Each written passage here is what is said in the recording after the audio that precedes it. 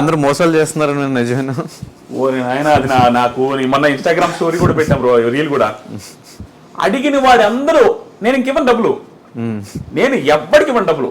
అంటే నాకు వచ్చి పలానా ప్రాబ్లం అని చెప్పి ఏ చెప్పినా కూడా నేను డబ్బులు నమ్మి ఇవ్వట్లేదు, ఆపేసా. నాకు ఏదైనా జెన్యూన్ కనిపించి నా టీం తరపు నుంచి కానీ ఎవరైనా వస్తే నేను పర్సనల్గా హెల్ప్ చేస్తాను, నన్ను అడిగిన వాడికి ఇవ్వను. ఎందుకంటే ప్రతి దాంట్లో మోసం బ్రో. ఎదవనాయాలు ఎట్టున్నారంటే నువ్వు ఎంత మంచిగా ఉంటే అంతమంది మోసం చేస్తారు. నువ్వు ఎదవ అయితే నీ నోడు మోసం చేయలేడు బ్రో. నువ్వు మంచిగా కనపడు, ప్రతి ఒక్కడు పక్క పెట్టాడు. ఏంది బ్రో, మా ఇంటికాడ ఇల్లు కడుతున్నాడు కొత్త ఇల్లు, ఆ ఇంటికాడికి టీ తెచ్చిచ్చాడు ఒక అతను. అతని వీడియో చూస్తుంటే తమ్ముడు ఖచ్చితంగా నువ్వు వచ్చి కనపడాలా. ఎందుకంటే అతను ఎర్రగా బుర్రగా ఉంటుంటే టీ తెచ్చిచ్చాడు బ్రో. టీ తెచ్చి అమ్ముతా ఉండు, నేను టీ తాగను. అమ్ముతా ఉంటే నాకు కొంచెం ఏదైనా ఇంట్రెస్టింగ్ అనిపించి చాలాసేపు మాడతా. నీకు కూడా తెలిసిందా, ఆడను వచ్చిన మనం తిన్న కల్లుబాయి డాబాలు కూడా అందరితో మాడుతుంటా, సర్వర్తో ప్రతి ఒక్కరితో ఏ ఊరు ఏంది అన్ని కనుక్కుంటా ఉంటా. అలాగే వాడిని కూడా ఏం తమ్ముడు టీ, అతను ఏంటంటే లోనాలా వచ్చి ఫ్లాస్క్లో టీ అమ్ముతున్నాడు స్కూటీలో వచ్చి. ఏం తమ్ముడు స్కూటీ ఎంత టీ ఎంత సెట్ కావట్లేదు, ఎడిగిందుకు అమ్ముతున్నావు, షాప్ పెట్టుకోవాలి కదా, షాప్ లేకుండా ఎడిగింది ఉన్నా ఎంత సంపాదిస్తున్నావు అంటే రోజుకి 2,000 ఆదాయం వస్తున్నాడు, 30 రోజులకి 60,000 సంపాదిస్తున్నాడు. నేను భయంకర ఇన్స్పిరేషన్ అనిపించిండు. అరే నాయన ఎవడో, నేను అన్నిటికీ రిలేట్ చేసుకుంటా. ఎవడెవడో సస్తా ఉంటారు కదరా, ఈడు చూడరా నాయన ఈ పిల్లోడు ఎంత బాగా కష్టపడుతున్నాను, నేను మనసులో భలే హ్యాపీ అనిపించి తిరిగేది. తమ్ముడు షాప్ పెట్టుకోవచ్చు కదా. పక్కన వాళ్ళని అడిగేది, నేను టీ తాను కదా, ఎట్టుందన్నా పలానా టీ ఎట్టుందంటే బాగానే ఉందన్నాడు. మరి టీ కూడా బాగుందండి కదా, షాప్ పెట్టుకోవచ్చు అంటే డబ్బులు లేవు కదన్నా అన్నాడు. నేను ఎంత ఉడాలన్నాయో చూడు, వెంటనే ఇంక స్పాట్ నేను ఇస్తాను. నేను ఇస్తా అనమే కాదు, అక్కడ మనం ప్లాట్ తీసుకున్నాను 40 దాంట్లో నువ్వు రేకుల షెడ్ వేసుకో, అడిగేది కూడా చూసుకో. నువ్వు తెలిసి నేను ఎప్పుడు అమ్మను తమ్ముడిది, దాంట్లో రేకుల షెడ్ వేసుకొని టీ బొంగు పెట్టేసుకో, ఆ టీ బొంగు కూడా నేను డబ్బులు ఇస్తావు, నువ్వు పెట్టుకో, సెట్ అయిన తర్వాత నాకు ఇద్దు అన్న. థ్యాంక్ యూ అన్న, థ్యాంక్ యూ సో మచ్ అన్న. అది అన్నాడా. తర్వాత అడగల మనోడు టీ అమ్ముకుంటాను. ఒక 20 రోజులకు వచ్చి అడిగిండు బ్రో, 50,000 అడిగిండు, 50,000 ఇచ్చారు. ఇంక మళ్ళీ కనాలి. మధ్యలో ఒక రోజు కనిపించిండు, ఏదో జాబ్ అన్నాడు, వస్తానడు, మళ్ళీ రాల. చాలా బాధేసింది నాకు. అంటే ఆ మనిషి గురించి ఎంతమందికి చెప్పేది నేను నా వ్లాగ్ ఛానల్ కూడా ప్రమోట్ చేసిన, అతని చూపించి జమ్ అట్లాంటి వాళ్ళు రాని.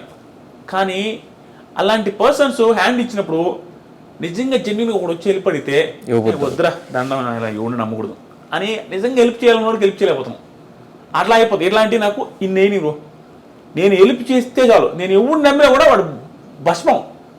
వాడకు నేను మంచితనం చూసి వీడైతే మంచి ఎరుపప్పు దొరికాడు అన్నట్టుకు వచ్చి శుద్ధి చెప్పి డబ్బులు తీసుకుంటారు.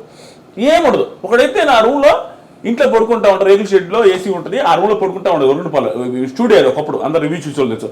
పడుకుంటుంది, మామ బాగాలేదు మామ 30,000 కావాలంటే ఫోన్పే నెంబర్ చెప్పరా అనేసి కొట్టేసి పడుకున్నా. ఇంకంటే ఆ 30,000. ఇట్లాంటి చాలా కేసులు ఉన్నాయి. అని అడిగితే అసలు ఎంత దారుణం అంటే, రేపిస్తే ఎల్లుండిస్తా వదిలేసిన. ఇట్లాంటి చాలా ఉన్నాయి, లక్షల్లో ఉన్నాయి. అది చూసిన తర్వాత నేను అందరికి చెప్పింది కూడా, ఇన్స్టాగ్రామ్లో చెప్పింది ఇప్పుడు చెప్తున్నా మళ్ళీ, నువ్వు డబ్బులు ఇవ్వదు దొరికి ఇస్తే నీకు ఇచ్చే అంత స్తోమత ఉంటే అవతల 1,00,000 అడిగాడా, ఆ 1,00,000 ఇచ్చేయి. ఆ 1,00,000 ఇవ్వడం వల్ల వాడు ఎగ్గొడితే నీకు దానివల్ల నీ లైఫ్కి ఏం ప్రాబ్లం లేదు అనుకుంటే మాత్రం ఎక్స్ట్రా లైఫ్ పోయి ఎచ్చులు పడి ఇచ్చేద్దాం, అడిగినోడు కన్నా ఇచ్చేస్తాడే నాటుకోవాల్సిందే సర్వం. ఎవడు రివర్స్ ఇవ్వకపోగా జరిగేది ఏంటంటే, ఇప్పుడు యాంకర్ ధనుష్కి నేను 1,00,000 ఇస్తే యాంకర్ ధనుష్ 1,00,000 తీసుకున్నప్పుడు బాగానే ఉంటాడు. బ్రో కొంచెం అవసరం అనేది పార్టీ కానీ ఏదో ఒకటి తీసుకుంటాడు. ఫ్రెండ్షిప్ వాళ్ళు ఇచ్చేస్తాం. ఇచ్చేసిన తర్వాత నాకు యాంకర్ ధనుష్కి రోజు హ్యాపీ బర్త్డే బ్రో అంటే happy birthday bro, thank you bro, happy new year అన్నీ ఉంటాయి. డబ్బులు ఇచ్చిన తర్వాత 15 రోజులు ఇస్తాను యాంకర్ ధనుష్, 16 రోజుల నుంచి నేను మెసేజ్ చేస్తే ఎత్తడు, ఫోన్ చేస్తాడు. ఎందుకు అతనికి డబ్బులు లేవు, ఇవ్వలేకపోతున్నాడు అనే ఫీలింగ్తో ఎట్లేదు అబ్బాయి బాగోదనేసి దూరం అయిపోతాడు. మన ఇద్దరి మధ్య ఉన్న ర్యాప్ మొత్తం పద్దాడు నుంచి నేను సీరియస్ అవ్వడం స్టార్ట్ అవుతా, నువ్వు ఫీల్ అవుతావు, ఇంక మాట్లాడుకోవడం మానేస్తావు, శత్రువు వచ్చేస్తుంది, ఎనిమి. నువ్వు 10 మందితో చెప్తావు డబ్బులు ఇచ్చింది, కానీ స్పీడ్ ఇస్తాడు యాదిరెడ్డి, సో ఆయన కాగా డబ్బులు ఇచ్చిండు అనేసి 4గురితో చెప్తావు. సో నువ్వు డబ్బులు ఇచ్చి 1,00,000 ఇచ్చి శత్రువుని చేసుకున్నట్టే ధనుష్ని. కానీ అదే 1,00,000 రూపాయలు నేను ఇచ్చినప్పుడు ఆ 1,00,000 వల్ల నాకు ఇంపాక్టే లేదు, నా వల్ల పోయేదేం లేదు అన్నప్పుడు 1,00,000 వదిలేస్తే ఇంకా ధనుష్తో నాకు ర్యాపో ముక్కుని అలాంటి సిచ్యువేషన్ డబ్బులు. అంతేగాని నువ్వు ఊరికే డబ్బులు ఇచ్చేసి 8 తెచ్చుకోవద్దు. ఇంకొకటి తీసుకున్నవాడు ఎట్లా ఉండాలి తెలుసా బ్రో, అంటే చాలా తక్కువ ఉన్నారు, తక్కువేంది బ్రో, 99% ఇట్లానే ఉన్నారు బ్రో, మోసమే. 1% మాత్రమే ఒరే వాడు అడగగానే ఇచ్చాడు, నువ్వు తల తాకట్టు పెట్టినా ఏదైనా చెయ్యి, వాడికి అవసరమైనప్పుడు అడిగినప్పుడు ఇవ్వాలి. ఏంది బ్రో నేను ఇప్పుడున్నా నేను 1 లక్ష రూపాయలు నీకు అప్పుకి ఇచ్చానంటే నాకు ఆ లక్ష అవసరమైన టైంకి నువ్వు ఎగ్గొడితే ఏదో నడుకోవాల్సి వస్తుంది. ఎవరికైనా నమోషన్ ఉంటుంది కదా, నేను ఒకటికి ఇచ్చి నేను అడుక్కుంటున్నాను, నీకు ఊడి మళ్ళా ఆ సిచ్యువేషన్ డబ్బులు తీసుకున్నప్పుడు నీకు ఇచ్చిన వాడికి తేవకూడదు. దూడు కూడా ఇవాళ స్పాట్లో తెచ్చేయాలి ఏదో ఒకటి. అట్లా లేదు బ్రో, అది నాకు బాగా బుద్ధి వచ్చి ఇన్స్టాగ్రామ్ స్టోరీ పెట్టా, ఇంకోటి రాకుండా ఉంటాడు వీళ్ళు స్టోరీ అన్ని పెట్టి పనులకు మహాప్రభాన్ అది 12 లక్షల మంది చూసారు నిజాలు. ఎవరన్నా అడిగితే చెప్తా, వెయిట్ అనగానే ఫోన్ పేలో డబ్బులు వేస్తాం అనుకుంటారు, ఆ లింక్ కాపీ చేసేస్తా, చూసుకోరా ఇంకంటే అనిపించి తెరే చేయలేడు బ్రో. భలే బాధేసింది. కింద కామెంట్లు కూడా ఎవడో గట్టిగా దెబ్బేశారు నేను, ఒకడు కాదు చాలా మంది. ఇంకా మనం ఏం చేయలేదు, చెప్పుకుంటే సిగ్గుచేటు మనల్ని అంటారు ఎందుకు ఇచ్చా అంత నమ్మకంగా. నేనంతే బ్రో, నేనంతే, నీకు తెలుసు. ఇందాక గీత కూడా చెప్తా ఉన్నాను నిన్న కూడా నీకు, అంతే నేను చేస్తావు. కానీ ఒకప్పుడు బిగ్ బాస్ లీక్స్ ఇచ్చేవాడు బ్రో, రేపు ఏం జరిగిద్ది, ఎల్లుండి ఏం జరిగిద్ది, ఆ టాస్క్లు ఏం జరిగిద్ది, రేపు ఏం టాస్క్లు ఉన్నాయి కూడా కంప్లీట్గా ఇచ్చేస్తూ వన్స్ బిగ్ బాస్ నుంచి బయటకు వచ్చిన తర్వాత అసలు లీక్స్ ఇవ్వడమే మానేసి దేనికి. అక్కడికి వెళ్ళిన తర్వాత ఏంటంటే బ్రో, అది మనకు లైఫ్ ఇచ్చింది. లైఫ్ ఇచ్చిన తర్వాత వాళ్ళ నుంచి కూడా నాకు కొంత వచ్చింది రిక్వెస్ట్, లీక్స్ అంత ముందు ఇచ్చేవాళ్ళు మీరు ప్లీజ్ ఇవ్వద్దని. నేను చెప్పా కదా, నాకు హ్యూజ్ రెస్పెక్ట్, నేను ఫుల్ గ్రాటిట్యూడ్ పర్సనాలిటీ. నాకు ఒకటి ఇంత చేస్తే నేను ఇంత చేస్తాను, అవకాశం వచ్చిన ప్రతిసారి నేను చేయడానికి ట్రై చేస్తూనే ఉంటాను అంతే. నాకు ఇప్పుడు రాహుల్ అన్న వచ్చిన సెలూన్గా రిబన్ కటింగ్ చేశారు కదా, రాహుల్ అని ఏది లైఫ్ అంతా ఆయన గ్రాటిట్యూడ్, ఏదైనా కూడా రాహుల్ అన్నకి వెళ్ళిపోద్ది అనుకుంటే నేను చేస్తూనే ఉంటాను. ఆయన చెప్పలే, నేనే చేస్తుంటా, తెలియకుండా ఆయనకి ఏమైనా అవసరం అయితే నేనే రీల్ చేస్తా, ఆయనకి ఏమైనా అవసరం నేనే షేర్ చేస్తా, ఆయన అడగడు. అట్లా ఆయనే కాదు ఎవరితో నాకు నేను ఇంత చేస్తా అని చేస్తా. అలాగే బిగ్ బాస్ నాకు అవకాశం ఇచ్చిన వాళ్ళ నుంచి ఒక మాట చేయొద్దు అని చెప్పడం నేను చేయను అంతే. సో ఫైనల్గా ఈ ఇయర్ 2024లో బిజినెస్ ఒకటి స్టార్ట్ చేశారు అండ్ 23 ఎండింగ్లో 24 నుంచి ఈ సెలూన్ బిజినెస్ ఎందుకు స్టార్ట్ చేశారు బ్రో? అదే చెప్తా బ్రో.